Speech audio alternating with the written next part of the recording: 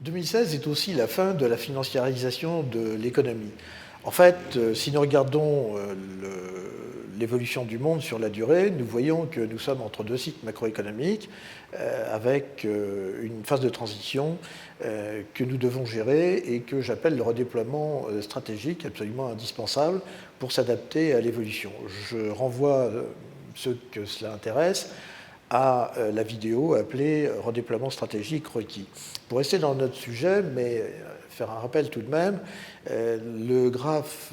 qui a été établi par les Nations Unies sur des données venant des Pays-Bas et qu'on peut extrapoler à l'Europe occidentale montre les prix des matières premières, de l'énergie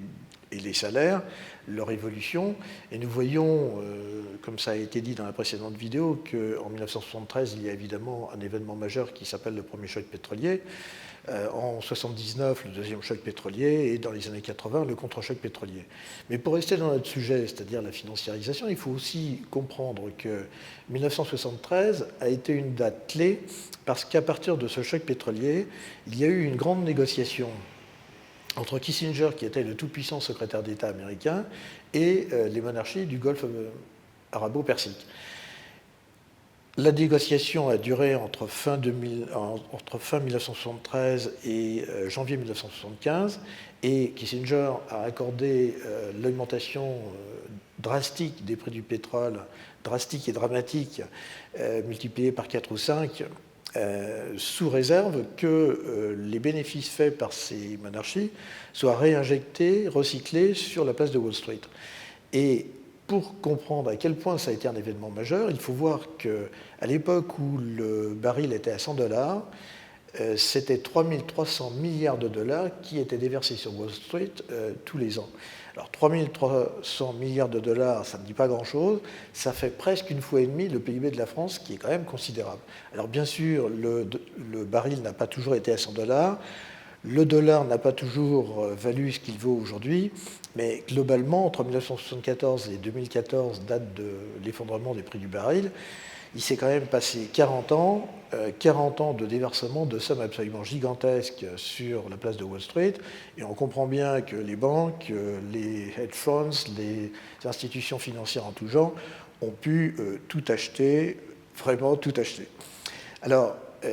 c'est un phénomène absolument majeur, et si on reprend la présentation des cycles macroéconomiques, on voit bien que 1973 a été le choc pétrolier, le premier, mais ça a été aussi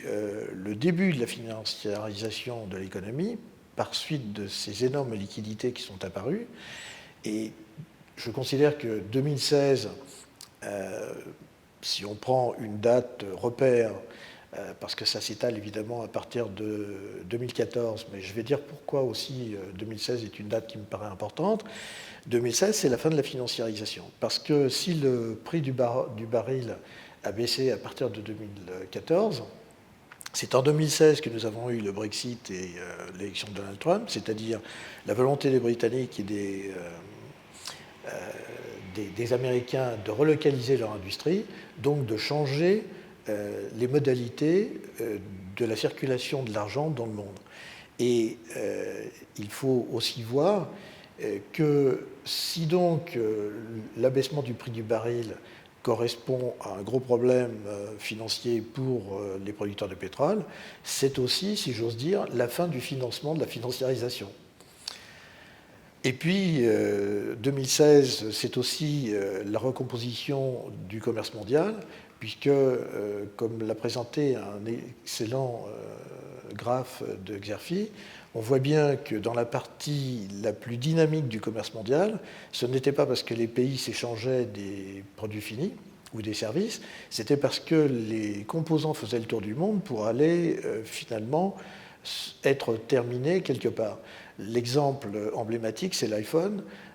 dont tout le monde sait qu'il est assemblé en Asie, mais en Chine, ça ne représente que 10% du prix de l'iPhone parce que les composants sont fabriqués un peu partout dans le monde. Et donc, avec cette recomposition du commerce mondial, on voit que les choses changent radicalement et que ça remet en cause complètement une financiarisation qui s'était appuyée aussi sur le coût comptable le plus bas où qu'il soit dans le monde, sur